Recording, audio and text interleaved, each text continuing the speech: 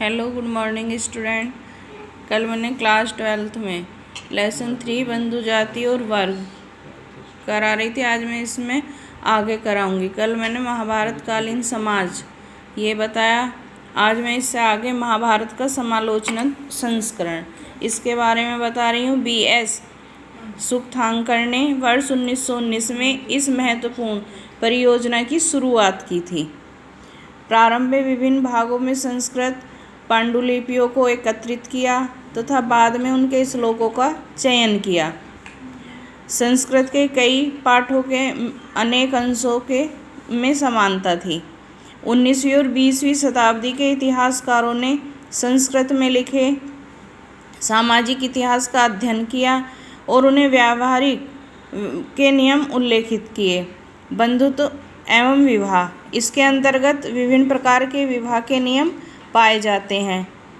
पारिवारिक व्यवस्था आरंभिक परिवारों में एक रूपता नहीं थी।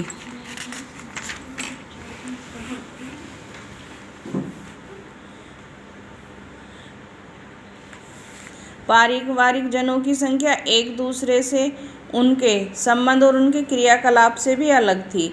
पितृवंश व्यवस्था महाभारत पितृवंश व्यवस्था के बदले आदर्शों की कहानी थी। वंशिकता की और शासक परिवारों का झुकाव प्राचीन काल से ही था।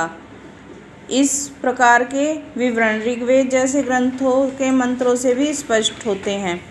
यद्यपि पितृवंश प्रणाली की कुछ विभिन्नताएं थी, जैसे पुत्र के न होने पर भाई उत्तराधिकारी होना। जिस किसी राजा के पुत्र नहीं था तो वह अपने भाई को अपना उत्तराधिकारी बना देता था, लेकिन पत्नी की तरफ से कोई भी उनका उत्तराधिकारी नहीं बनता था। इसके बाद में विवाह हिंदू धर्म का उद्देश्य पति या पत्नी के सहयोग के विभिन्न पुरुषार्थों को पूरा करना। इस साहित्य में विवाह के संबंध अनेक शब्द मिले हैं। परिणय, परिग्रहण, उद्वाद।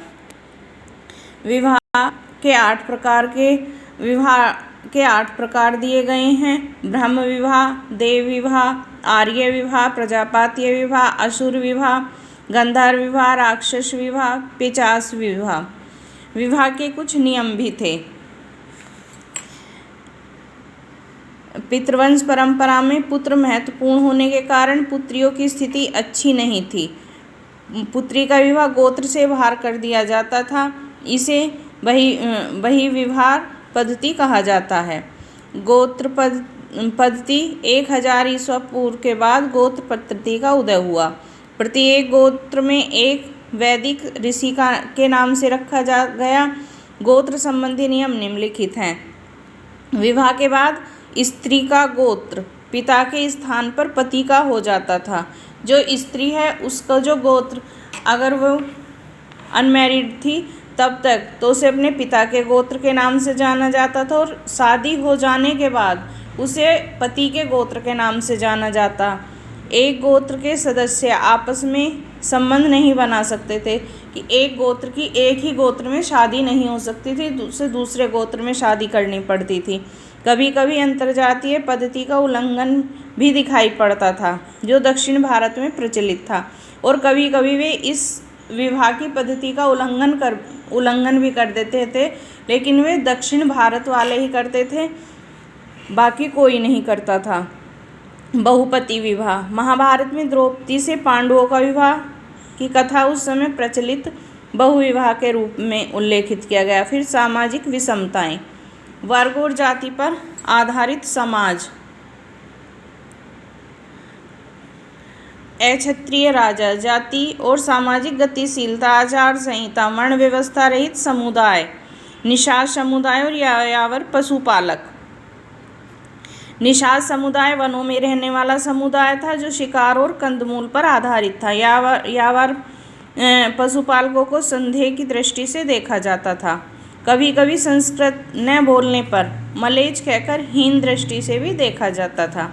अधीनता और संघर्ष, संपत्ति और आर्थिक संसाधनों पर नियंत्रण, संपत्ति अधिकार, वर्णों की स्थिति, संपत्ति में भागीदार। प्राचीन काल के लोग संपत्ति के आधार पर सामाजिक प्रतिष्ठा प्राप्त करते थे।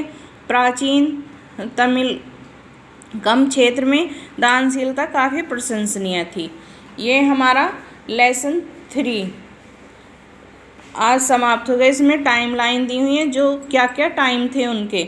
लगभग 500 ईसा पूर्व से पाणिनि की अष्टधाई संस्कृत व्याकरण, लगभग 500 से 200 ईसा पूर्व प्रमुख धर्म सूत्र में, लगभग 500 से 100 ईसा पूर्व आरंभिक बौद्ध ग्रंथ त्रिपिटक सहित।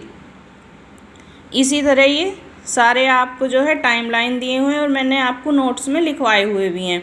आप इन्हें अपने फेयर कॉपी में कर लेंगे और ये लेसन आज कंप्लीट हो गया। मैं इसके कुछ वेरी शॉर्ट क्वेश्चन भेजूंगी जिन्हें आप अपनी फेयर कॉपी में करेंगे। Thank you.